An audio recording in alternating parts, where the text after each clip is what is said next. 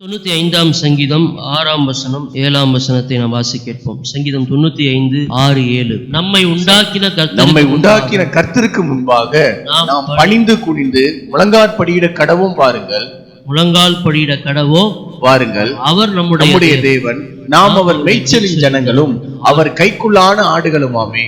6 வசனம் தெளிவா சொல்லப்பட்டிருக்கு. நம்மை உண்டாக்கின கர்த்தருக்கு முன்பாக. நீங்க அடிக்கடி உங்க ஸ்தோத்திர பலிகள்ல யெகோவா ஒசேனு அப்படிங்கிற ஒரு நாமத்தை நீங்க பயன்படுத்தி, ஒசேனு என்றால் நம்மை உண்டாக்கின கர்த்தர்.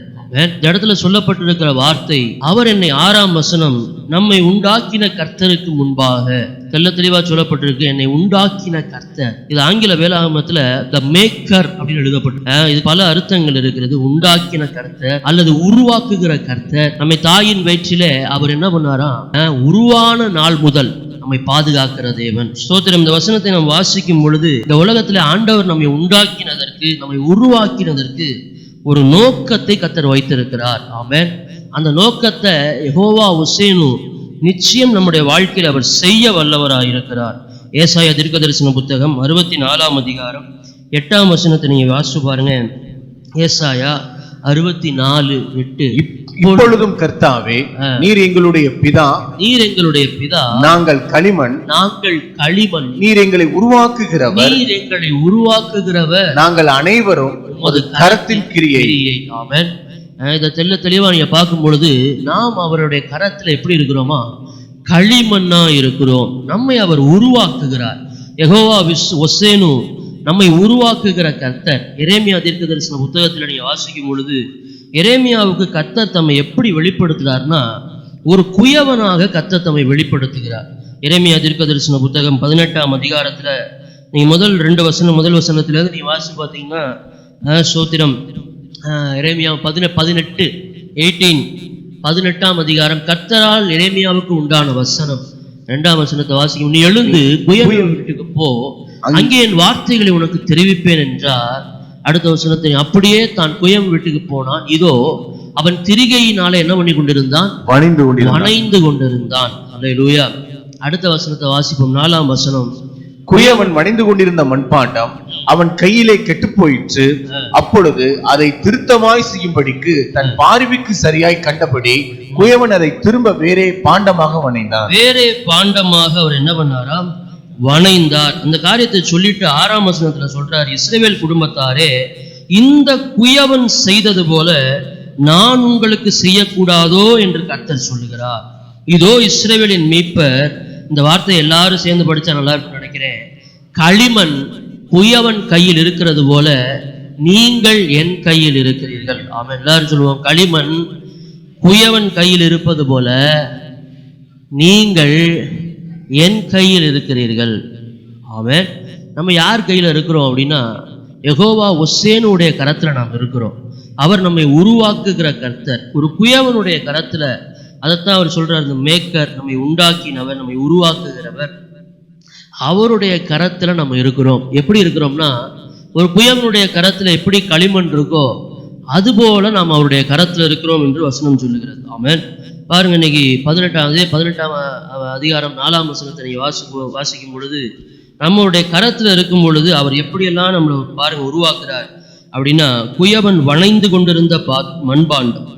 நம்ம அவருடைய கரத்துல இருக்கும் பொழுது கர்த்தர் நம்மளை வணைந்து கொண்டே இருப்பார்.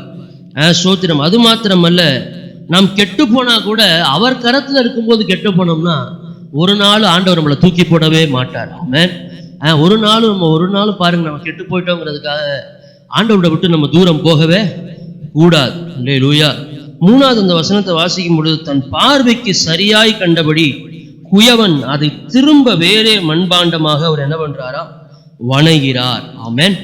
இப்போ ஒரு உதாரணத்துக்கு பார்த்தீங்கன்னா, இப்போ நம்ம கையில, இப்போ ஒரு எல்லார் கையிலுமே இன்னைக்கு செல் இருக்கு. நம்ம எல்லார் கையிலுமே பார்த்தீங்கன்னா மொபைல் இருக்கு. இப்போ உங்க கையில உங்க மொபைல் இருக்குன்னா அதுக்கு என்ன அர்த்தம் அப்படின்னா, அந்த மொபைல் உங்களுக்கு சொந்தம் அப்படின்னு அர்த்தம்.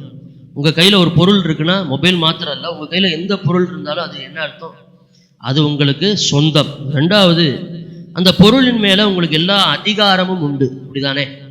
அந்த பொருளை நீங்க எப்படி வேணா பயன்படுத்தலாம், எப்படி வேணா நீங்க உபயோகிக்கலாம். அது போலதான் இன்னைக்கு நம்ம ஆண்டவருடைய கையில, குயவனுடைய கையில ஒரு களிமண் போல இருக்கிறோம். அப்படியானால் நம்ம மேல ஆண்டவருக்கு எல்லா அதிகாரமும் உண்டு. நம்ம அவருக்கு சொந்தமா இருக்கிறோம். அதனாலதான் ஆண்டவர் சொல்றாரு, நீங்கள் எனக்கு சொந்த ஜனமா இருக்கிறீர்கள் என்று ஆண்டவர் சொல்றாரு. ஆமென். யோபு புஸ்தகம் 33ஆம் அதிகாரம் 6ஆம் வசனத்தை வாசிங்க. யோபுவின் புஸ்தகம் 33:6. இதோ உம்மை போல நானும் தேவனால் உண்டானவன், நானும் தேவனால் உண்டானவன், நானும் மண்ணினால் உருவாக்கப்பட்டவன், நானும் மண்ணினாலே உருவாக்கப்பட்டவன் என்று சொல்லி யோபு சொல்றார். ஆமென், ஸ்தோத்திரம். இப்ப இந்த மண்ணானது, உருவாக்கப்பட்ட சிருஷ்டியானது ஒரு நாளும் நம்மை உருவாக்கினவரை கேள்வி கேட்க கூடாது. உண்மைதானே? அல்லேலூயா. ஏசாயா தீர்க்கதரிசன புத்தகம் 29ஆம் அதிகாரம் 16ஆம் வசனத்தை வாசிச்சு பாருங்க. ஏசாயா 29ஆம் அதிகாரம் 16ஆம் வசனம். நீங்கள் எவ்வளவு மாறுபாடு உள்ளவர்கள், குயவன் களிமண்ணுக்கு சமமான எண்ணப்படலாமோ, குயவன் களிமண்ணுக்கு சமனாக எண்ணப்படலாமோ, உண்டாக்கப்பட்டது தன்னை உண்டாக்கினவரை குறித்து, உண்டாக்கப்பட்டது தன்னை உண்டாக்கினவரை குறித்து, அவர் என்னை உண்டாக்கவில்லை என்றும், உருவாக்கப்பட்டது தன்னை உருவாக்கினவரை குறித்து அவருக்கு புத்தி இல்லை என்றும் சொல்லத்தகுமோ? அல்லேலூயா. நம்மளை இந்த ஆண்டவர் இந்த பூமியில உண்டாக்குனதற்கு ஒரு தரிசனம் உண்டு, ஒரு நோக்கம் உண்டு. ஆனா பல நேரங்களில் நம்ம ஆண்டவரை கேள்வி கேட்கணும். ஆண்டவரை, ஏன் என்னை உண்டாக்கினீங்க? ஏன் உன்னை உருவாக்குனீங்க? ஏன் இந்த சபைக்கு என்னை கொண்டு வந்தீங்க? ஏன் என்னை ரட்சித்தீங்க? ஏன் இந்த குடும்பத்தை எனக்கு கொடுத்தீங்க? ஏன் என்கிற கேள்வி பல நேரத்துல நம்மை உண்டாக்கினவரை பார்த்து நம்ம கேட்கிறோம். ஆனால் ஆண்டவர் சொல்றாரு, நீங்களும் நானும் யெகோவா ஒசேனுடைய கரத்துல இருக்கிறோம். ஒரு நாளும் உருவாக்கப்பட்டது தன்னை உருவாக்கினவரை என்ன பண்ணக்கூடாது? கேள்வி கேட்கவே கூடாது. ஆமென் சொல்லுங்க. அல்லேலூயா. உண்டாக்கினது, ஏன்னா நம்ம ஆண்டவர் ஏதோ ஒரு பர்பஸோட தான் உண்டாக்கி இருக்கிறார், ஏதோ ஒரு நோக்கத்தோட தான் உருவாக்கி இருக்கிறார். ஆமென், ஸ்தோத்திரம். அதற்கு வரைக்கும் நம்ம காத்திருக்கணும். இதை நீங்க ரோமர் புஸ்தகம் 9ஆம் அதிகாரம் 20ஆம் வசனத்திலே இதே வசனத்தை நீங்க வாசிக்க முடியும்.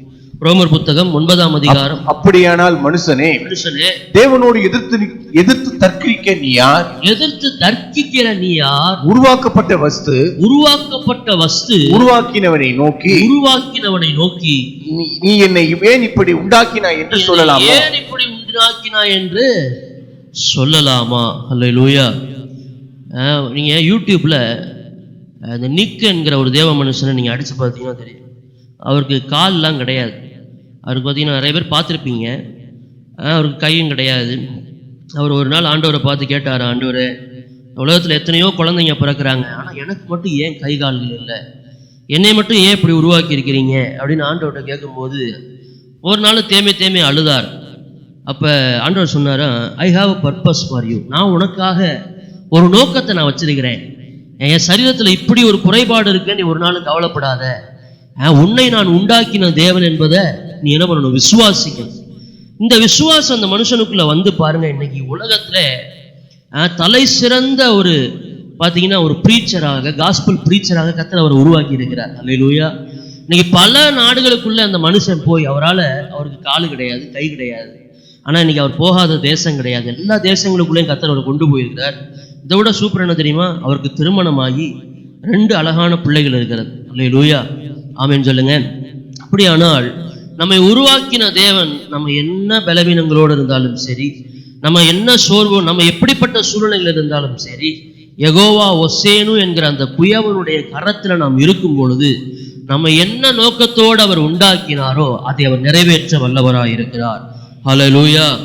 இந்த வசனங்களை நீங்க தொடர்ந்து வாசிங்கன்னா 21ஆம் வசனத்தை, அடுத்த வசனத்தை வாசிங்கன்னா, விதியிட்ட ஒரு களிமண்ணினாலே குயவன் ஒரு பாத்திரத்தை கனமான காரியத்துக்கும் ஒரு பாத்திரத்தை கனவீனமான காரியத்துக்கும் பண்ணுகிறது மண்ணின் மேல் அவனுக்கு அதிகாரம் இல்லையோ? கர்த்தர் எல்லா அதிகாரமும் நம்ம மேல கர்த்தருக்கு உண்டு. ஆமென். சரி, கடைசியா ஒரு 2 காரியத்தை நான் சொல்லி முடிக்க விரும்புறேன். எதற்காக ஆண்டவர் நம்மளை என்ன பண்றாரு? உருவாக்குகிறார்.